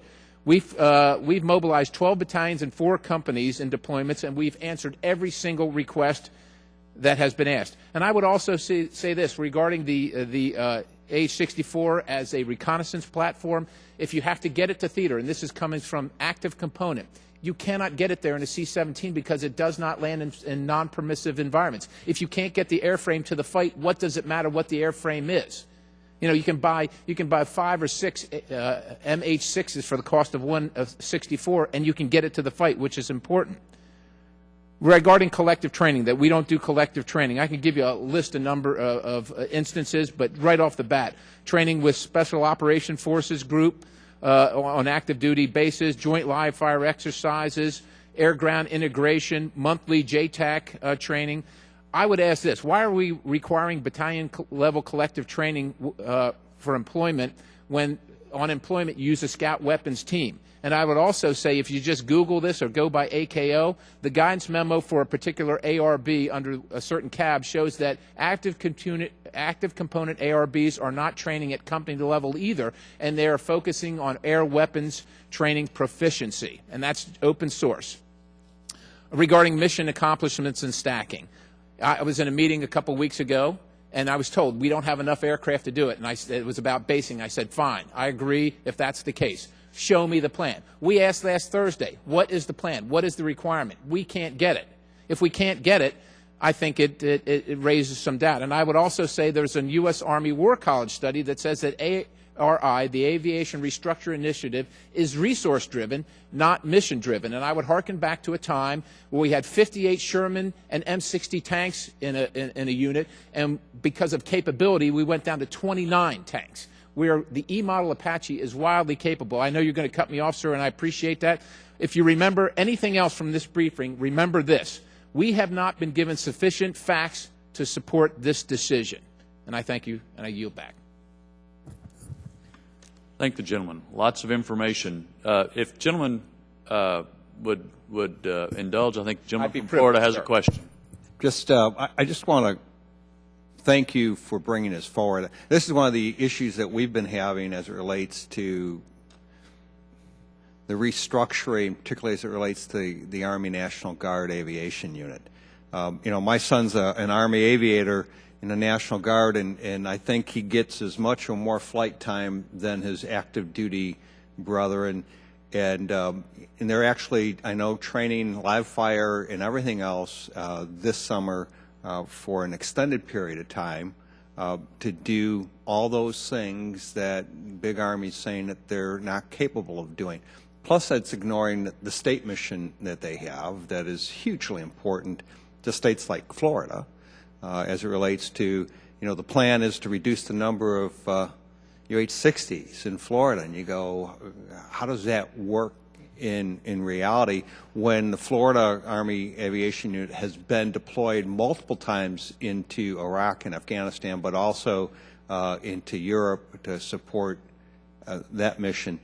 It's amazing that we would cut that resource, and I appreciate your comments in regards to Well, that. I would just hope, again, that we would follow the paradigm of figuring out what the mission is and then figuring out what the force would look like. This is not following that paradigm that has been followed time and time again. If you look at, remember, the Army first talked about taking Lakotas away from the National Guard and use those as a training bird at Rucker, and it would have eliminated that whole vast training experience that you currently have at Rucker, because they have never flown a Lakota, and they're not durable enough to actually be in a training mission. Because when my son was learning at Rucker, I mean, they pretty well abused those aircraft, and that airframe is not capable of doing that. So I want to thank. I don't know about I wouldn't say it's not necessarily not capable, but it's a two-engine aircraft. The cost is not addressed in this. The OH-58, the TH-67, the Jet Ranger is a highly prolific aircraft. And what they were telling us, and those that I know that are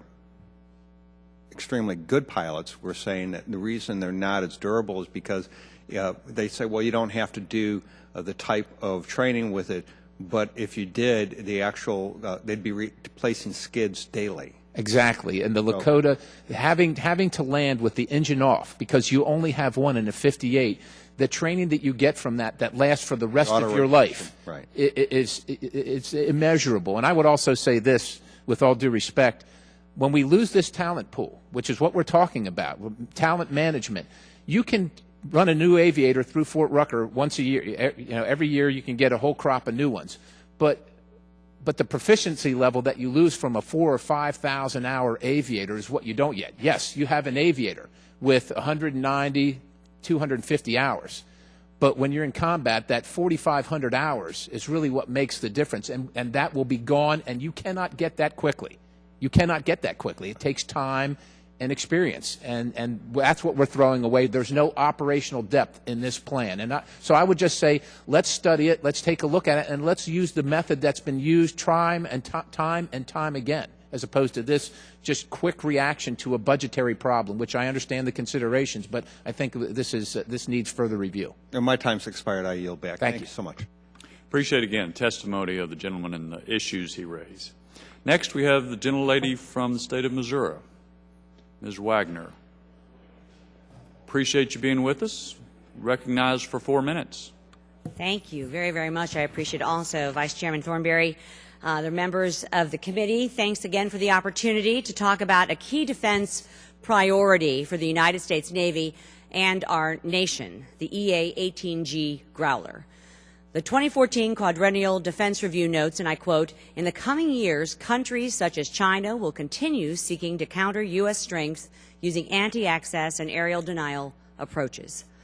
Full-spectrum airborne electronic attack has been identified by the Navy and the Department of Defense as a critical and required capability for our forces to effectively and successfully operate in these challenging environments. As the Chief of Naval Operations, Admiral Jonathan Greenert, has stated, control of the electromagnetic spectrum is critical to the warfighting mission today and in the future. As you know, the Growler is the nation's only full-spectrum airborne electronic attack aircraft. It provides this unique capability off of Navy aircraft carriers and provides support for joint force land bases. It is truly the tip of the spear as our forces enter into contested air environments.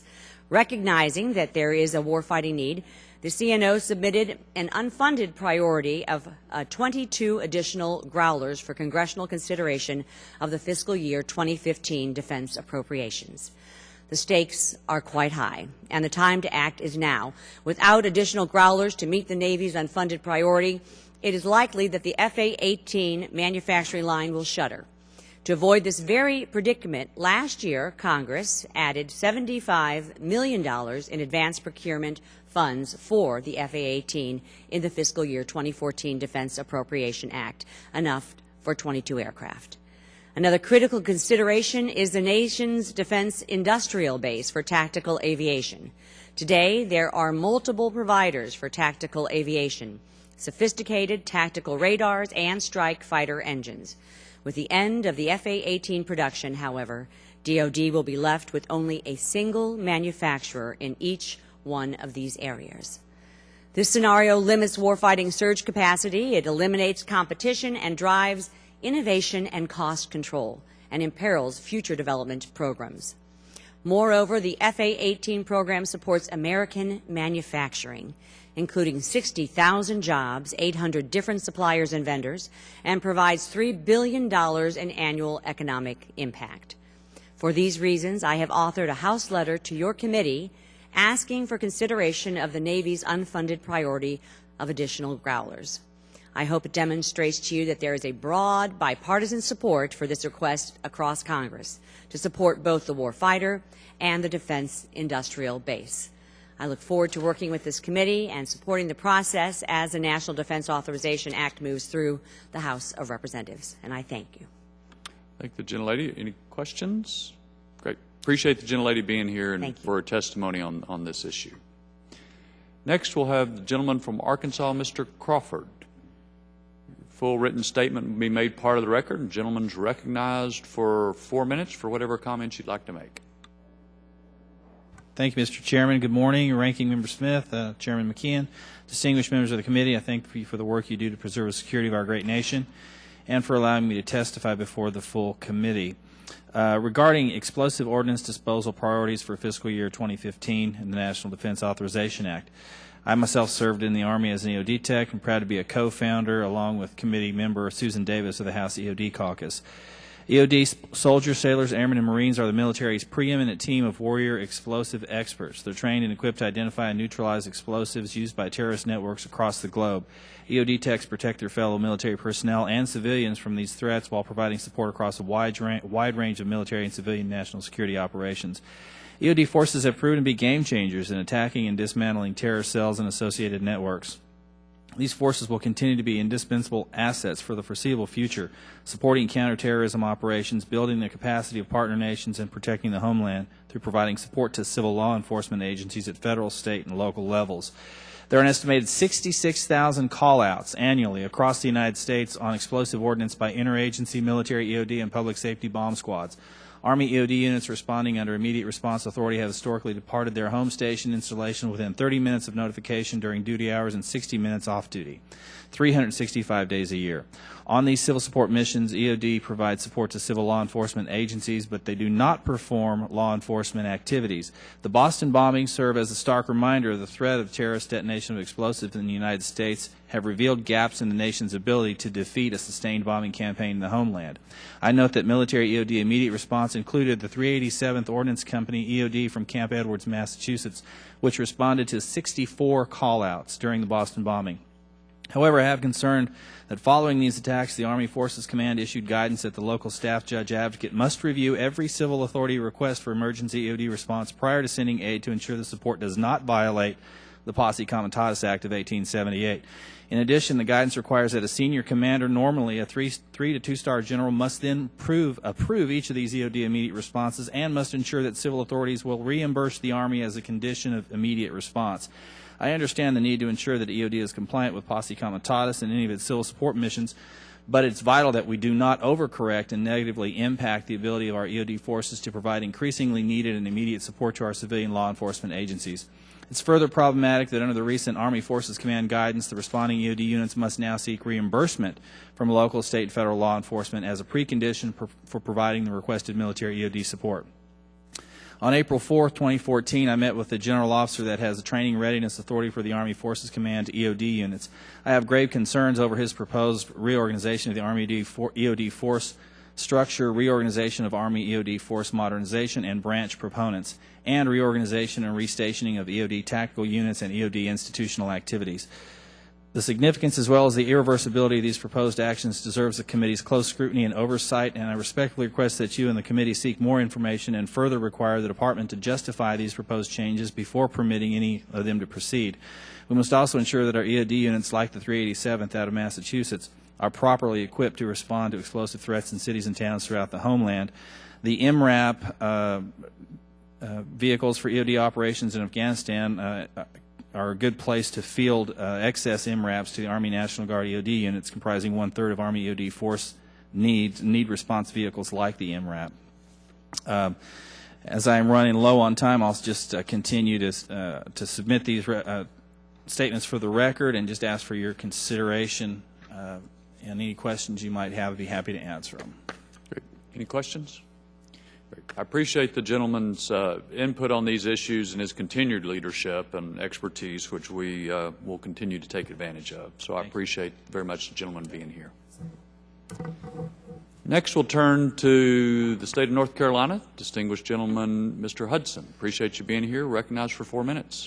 Thank you, Mr. Chairman. I want to thank you and Chairman McKee and Ranking Member Smith for the opportunity to share with you some of the national security priorities that I hold for the upcoming year on behalf of the 8th District of North Carolina.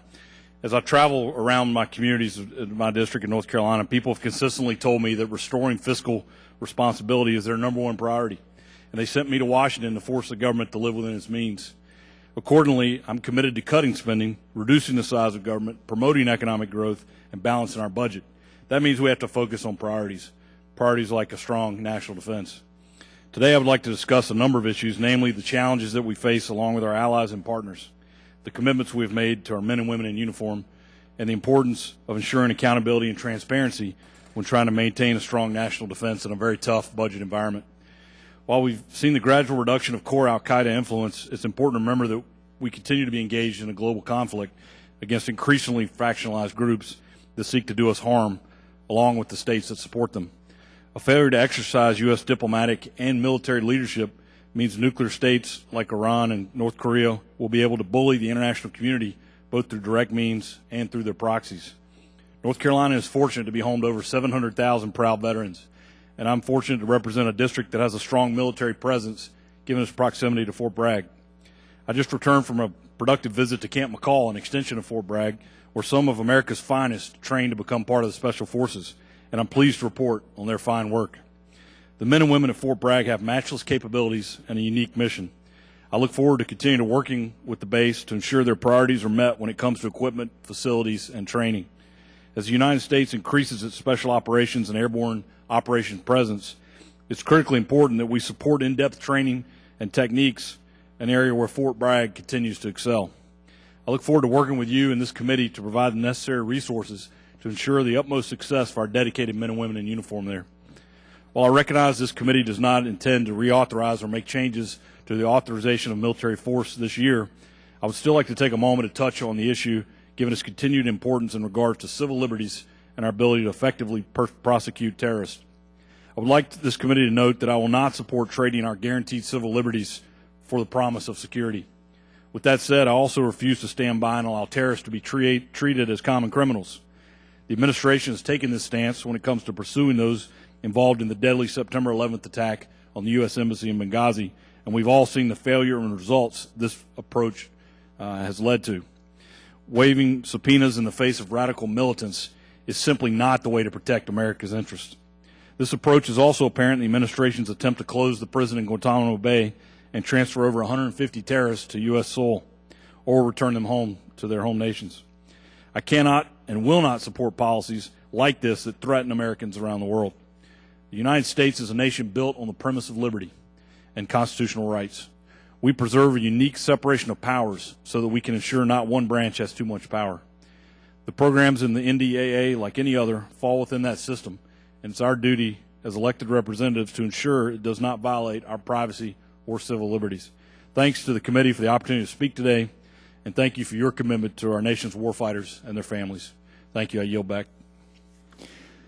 Appreciate the gentleman, and committee appreciates his input. Thank you for your testimony. Next, we have the distinguished gentleman from California, Mr. Nunes. Thank you, Mr. Chairman. I'll just have a brief statement for the record, and I'm also submitting it for the record.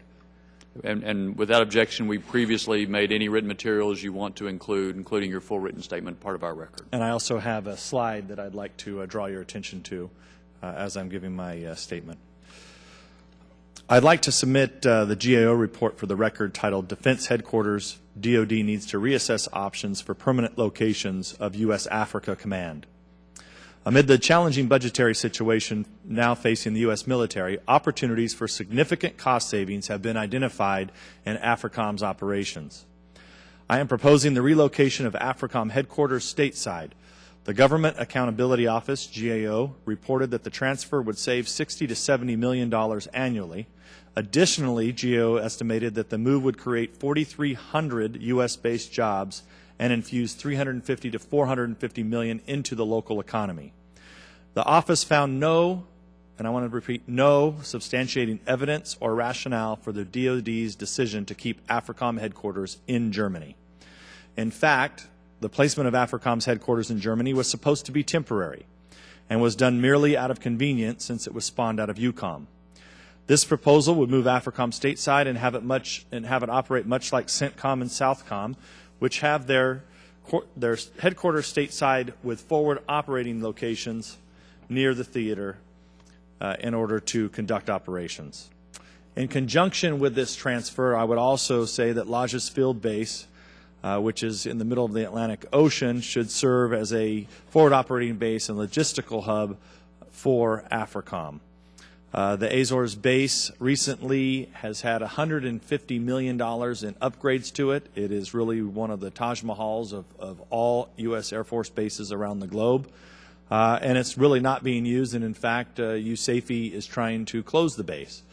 I think this would be a strategic error, as I presented to this committee last year, and I was thankful actually that this committee found that was a very poor decision on behalf of USAFE. And that's why this committee put in the bill last year strong language that said that no troops should be withdrawn.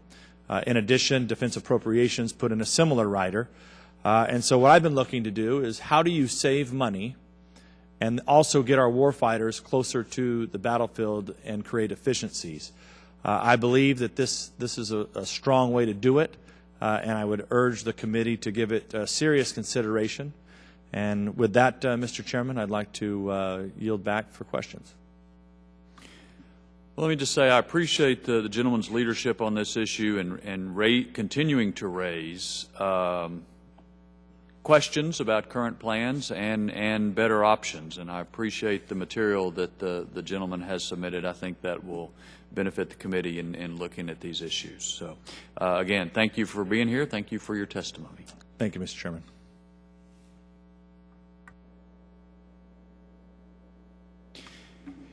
And with that, the committee stands adjourned.